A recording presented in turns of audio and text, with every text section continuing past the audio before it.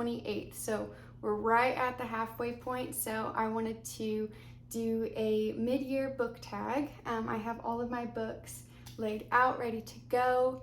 Before we get started, I will say I did a ton of reading on my Kindle. Look how cute she is. Anyway, I did a lot of reading on my Kindle this year. So for a lot of these books, I don't actually have the physical copies, but I was surprised at how many physical copies I actually do have, and I'm excited to get into it. A lot of these questions are just the generic questions that previous year book tag videos have done. I added a few from a couple different YouTubers that I've seen that I just really liked, so I stole some of their questions, and all of these questions will be linked in the description if you want to do it or answer them in the comments, but I'm very excited to get into it. So the first question is the number of books that I've read so far, and that is 22 books. My goal is 50, so we're on track, and I'm really happy about that. I know when summer started, I was so far behind. I think I was like 7 or 8 books behind, and I'm really glad that I've just been able to use this time off to read a whole lot more. If you don't know, I am a teacher, so I've just been doing a ton of reading. Like basically all my free time has been spent reading or listening to audiobooks, so I have caught up, and I think for the entire month of July, it's gonna be the same thing. I'm just gonna do a ton of reading. That way when school starts back up in August, I don't have to worry too much about staying on top of things, but I really do hope that I can find time to read during the school year and not just on breaks. That was kind of how it happened this past school year. The number of 5-star reads is 7. I am honestly shocked. That's like almost a third of the books that I've read have been 5 stars for me. So I'm super happy. One of the reasons that number is so high is because I read a really good series that I'm gonna talk about in just a minute, and I gave every single one of those books 5 stars. So that kind of bumped it up, I guess. But I'm really happy. I feel like I'm maybe a little too generous with my ratings, but if it makes me happy and I feel like it accomplished the goal that it set out to accomplish, I'm giving it 5 stars. The best book and then the best series that I've read this year. I wanted to include both. The best book, I actually read it on my Kindle. No, I didn't. I listened to the audiobook. I borrowed it from my library and I used the Libby app to listen to it, and that is Me Before You by Jojo Moyes. Oh my goodness, that book was incredible. I actually just finished it yesterday, and it was so good. I've talked about it already in a video, but I mean, the characters and the plot, like, it was, I don't want to say predictable, but like I could kind of figure out what was going to happen at the end, and I didn't even care. Like, I was so invested that I wanted to see it happen. I wanted to know what was going to happen, the dynamic of all the characters, and oh my gosh, it was just so good. And I am so excited to watch the movie. I think I'm going to buy it or rent it this weekend. But it was so good. Definite 5 stars. And then the best series, Scythe by Neil Shusterman. Oh my goodness, this is not by any means a new series. I think that the first book came out in 2016. I think 2016. But anyway, this series is about a world where they have basically conquered all illnesses, aging, everything, so people are immortal. In order to kind of balance the population and make sure that we don't overpopulate, they have people called scythes who their job is to basically kill people. Like, they are the new, like, natural causes, I guess, because you do not die from anything else. Like, you don't die of old age, you don't die of getting sick. Like, any accident that happens, you can be revived. So the only way that you die is if a scythe chooses to kill you. So this book follows these 2 main characters. It's dual point of view, and you're following Rowan and Citra, and they're both chosen to be apprentices for a scythe, and so they're basically going through the training of becoming a scythe. And oh my goodness, I was shocked at how much I loved this series. Please, if you have not read it, please read it. It is kind of sci-fi dystopian young adult, so there's no language, there's no spice, there's nothing like that. So good, worth it. Next is the best sequel. I could definitely say the sequel to this series, but I've talked about it enough, so I'm going to say something else. And I'm going to say The Ashes and the Star-Cursed King by Carissa Broadbent. And that one I did read on my Kindle. It's on Kindle Unlimited. That series I kind of picked up on a whim. I saw someone explain it as vampires and the Hunger Games, and that's a perfect description. Hunger Games is probably one of my favorite series ever, and I am so excited about the new release coming next year. But I'm not a big fan of reading vampires. I think it's very easy for them to be like cringy, or I just don't really relate that much. Like, I haven't read much vampire or watched much vampire stuff. But this was done so well. Like, it was never cringy at all. You're following the main character, who's a human, and she basically gets adopted by the vampire king, and so she has to go into these trials. It is worth the read. It's so good. I think there was 2 books out right now and a novella, and I think I gave all of them like 4 stars, and there is more coming, but I'm going to talk about that in a second. So a new release that I have not read yet is going to have to be Just for the Summer by Abby Jimenez. Oh my goodness. Everyone is talking about this book. Literally everyone is talking about this book, and I just have not gotten it yet. I think I have it on hold from the library, but again, I'm like 50th in line. So I think by the time that I get it, it won't be summer anymore. So I think I'm just gonna have to go out and get it. An anticipated release, going back to the series I was just telling you about, is The Songbird and the Heart of Stone, which is part of that Carissa Broadbent's series. I'm so excited for this one. I do believe that we are like gonna kind of leave the storyline that we've been following and go to a different like kingdom, I guess. Again, I haven't really looked into it because I just want to be surprised when I read it, and I'm just really excited to see where this story goes. Now, my biggest disappointment for the year is gotta be The Maidens by Alex Michaelides. I'm not sure how to say his name. I read The Silent Patient years ago, like probably back in 2019. Loved it, absolutely loved it. And I was so excited to read The Maidens, have been for years, and just never really got around to it. I was really disappointed. I feel like The Silent Patient was so good, and in this book you kind of see glimpses of the Silent Patient like characters and stuff, so that was really cool. But like the first 90%, I was there. I was loving it. I was so intrigued, wanted to know what was going to happen. And then the plot twist was so stupid. Like, I'm going to be honest, I thought it was so dumb. I was so upset because you were set up for so many different things that could have been an epic like plot twist, or so many things that you could have like predicted for what was going to happen. And then just, it got thrown out the window. And I feel like it didn't make any sense. I was really, really frustrated. I still gave it 3 stars, but the ending was really disappointing. And then on the opposite side, the biggest surprise from this year, I have 2. One is Misery by Stephen King. And this was a surprise. I picked this up kind of on a whim. My husband and I were in Barnes & Noble, and he saw this. He's been trying to get me to read Stephen King for like a year, and I just never have. It's kind of been intimidating, I guess, when an author has so much work and so many people know about him. And so I was really nervous to pick this up, but I liked the cover, and I read like the little blurb on the back, and it sounded interesting. So I couldn't put it down. Like, I read it so fast. It's about this author that gets in a car accident, and his biggest fan is the person that finds him and kind of rescues him. And then it turns a little sinister, and that's all I'm going to tell you.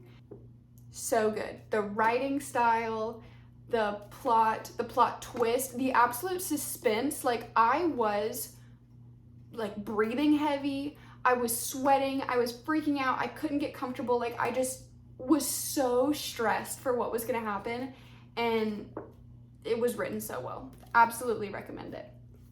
The other surprise for me was I'm Glad My Mom Died by Jeanette McCurdy.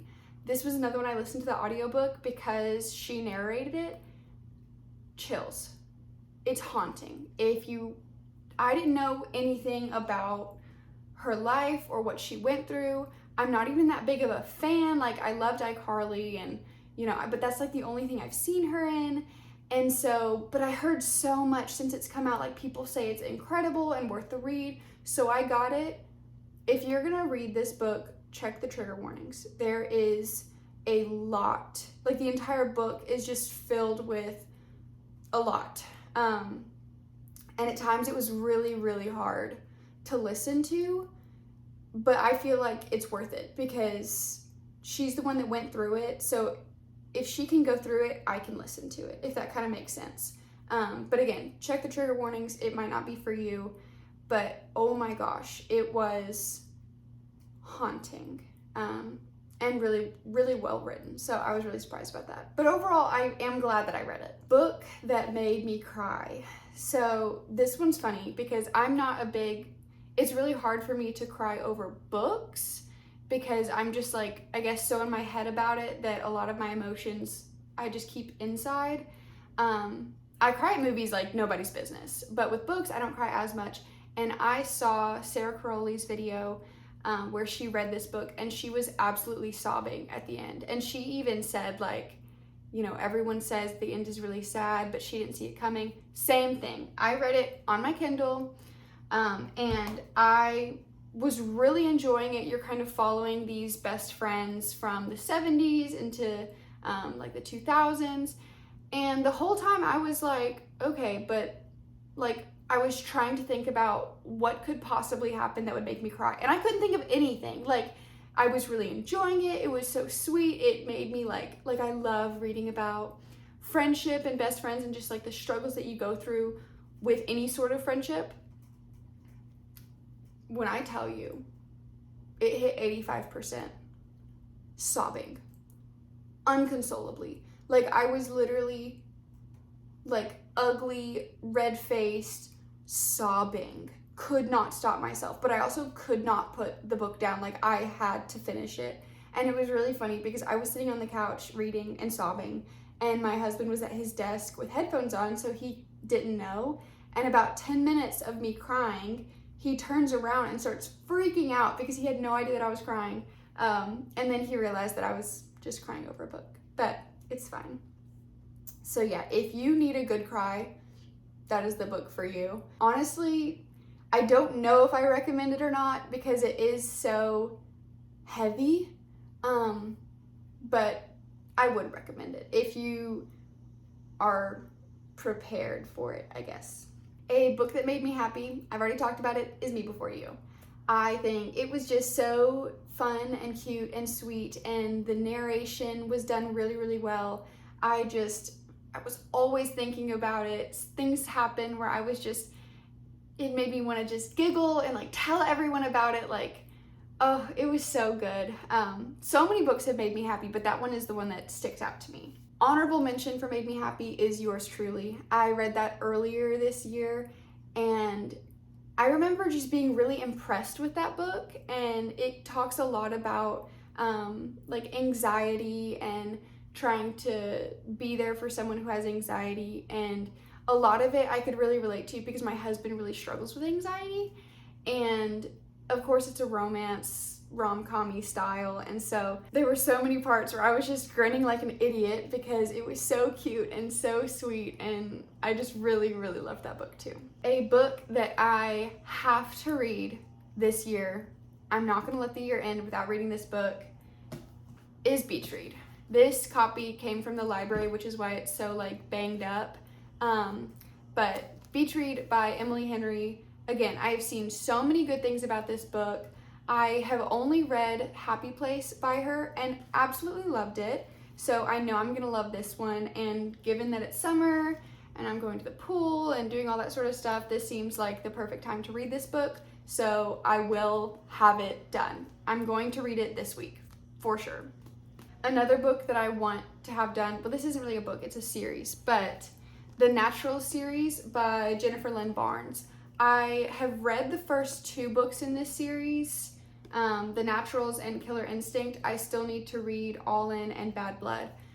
These books are just so fun to me. Like, I love crime shows. Like, this is very Criminal Minds inspired, but it's teenagers, so it's young adult, easy to read. I love that they are so unrealistic and angsty and dramatic, but like, I don't watch Criminal Minds for realism, you know what I mean? Like, I watch it because I want to be on the edge of my seat and I want them to solve the case and catch the bad guy, and so this, right up my alley. I love it. So I really, really, really want to get both of the other 2 books and finish them this year. The other book that I really want to have read this year is Ruthless Vows by Rebecca Ross, I think. It's the second book following Divine Rivals. I read Divine Rivals last year, loved it, was so looking forward to Ruthless Vows come out, and it came out, and I'm pretty sure it's on Kindle Unlimited, so I could read it literally whenever I want. But I've just been putting it off for some reason. Like, either I haven't felt in the mood. I have seen a lot of really mixed reviews about it, so I think I'm kind of just like apprehensive into it.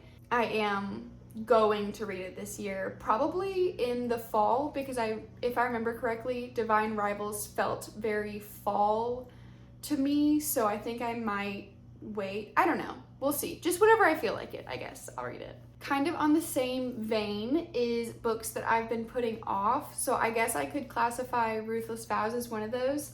Another one that I have been putting off is The Atlas Six by Olive E. Blake. I bought this book the same day that I bought The Naturals, I think, so it's like springtime. And I bought it because it's literally gorgeous and it looks so interesting. I actually don't know anything about it. I know a lot of people have really loved this series. I think it's a series. There might be 2 or 3 books, I'm not really sure. But I think it's like academia, I think it's young adult, I don't know. And I honestly have no good reason for why I haven't read it yet. I think I just maybe haven't been in the mood. Again, if this is academia, it feels like a fall read to me, and so maybe I've just been waiting for that. But I also know that I'm probably gonna get no reading done in the fall because it's the start of school and everything is just so crazy. But I will get to it this year. This might be like what I read on Thanksgiving break or something, I don't know. Another book that I have been putting off, I don't own the physical copy, but it is on Kindle Unlimited, and that is the Daughter of No Worlds kind of series by Carissa Broadbent. I have had that in my like Kindle library since I got my Kindle. Like, it looked so interesting, and it's on Kindle Unlimited, and I've heard really great things about it. I haven't started it. I think I might have read the first page and just wasn't like in the mood for a big fantasy. But especially after reading other books by Carissa Broadbent, I know I'm gonna like Daughter of No Worlds, so I don't know why I haven't started it. I don't know. I've just been putting it off. I keep finding other things to read instead, so hopefully this year I get to it. Author that is new to me, she's not a debut author, but Carissa Broadbent. Those 3 books that I read by her, they're all part of the same series, so I don't know how much I can really judge whether or not I like her that much as an author, but I'm going to. I love her. I love her writing. I think it was so good. I know she has so many fantasy books and series out there. Like I said, I'm a big fantasy girl, so I'm excited to read more of her. A reread that I really want to do this year is probably one of my favorite books of all time, Pride and Prejudice by Jane Austen. I have read this book twice already. I think this is a new copy, but I read it for the first time in 10th grade, and then I think I listened to the audiobook in college maybe, but I love this story so much. I love the movie. Growing up, that was one of my like comfort movies, the one with Keira Knightley in it, because my mom used to get really bad migraines, and so she would always either ask me to read to her to kind of like soothe her headache, or she would put on Pride and Prejudice or movies like it, like Sense and Sensibility, like that kind of British romance, very chill type of movie. And so when I think of like comfort and feeling better and just relaxing, I think of Pride and Prejudice. So now anytime that I am sick or just sad that's the movie I put on, and it's like a hug.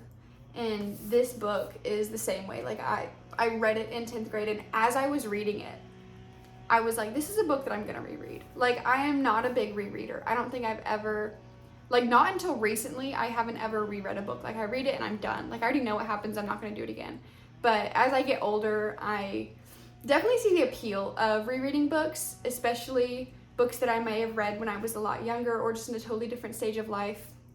I feel like you can get a different perspective on it if you read it again. And so I am so excited to reread this and probably annotate it, because I know there are so many quotes in here that I just love. And I didn't cry while reading this, but I definitely did tear up. Obviously, I knew what happened because I've seen the movie a billion times and I can quote it, but it's just so sweet, and it's a classic. I love it.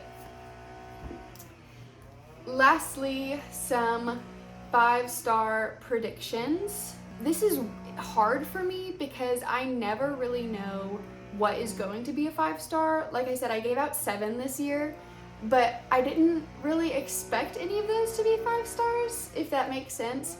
But I do think Powerless by Lauren Roberts. I know there's Powerless and then Powerful, which is like a little novella, and then the new book Reckless is coming out next week. And I have no excuse for why I haven't read it. Literally everyone that I've heard talk about it, it's been like a 5-star. They love it, they rave about it. So for that reason, I'm hoping it'll be a 5-star for me. But I also, like I said, I can just never tell what I'm gonna love, what's gonna be a 5-star, what's not. But I can say with absolute confidence that the new Hunger Games book, Sunrise on the Reaping, it doesn't come out this year, it comes out next year, but it's gonna be 5 stars. I already know. I love that series so much, and I could talk about it for hours. So I hope you enjoyed my little mid-year book tag. I haven't read as much as a lot of other creators out there, but I'm happy with how much I have read, and I'm just happy to be reading again. I remember back in middle school, I was reading like 2-3 books a week, like just absolutely inhaling them. Like I was in the library all the time. And so I'm really happy to be reading again and just immersing myself in all of these different worlds and stories. And I'm really glad that there's such a great community where I can share my thoughts and hear from other people about what they thought. So thank you so much for watching, and I will see you in the next one.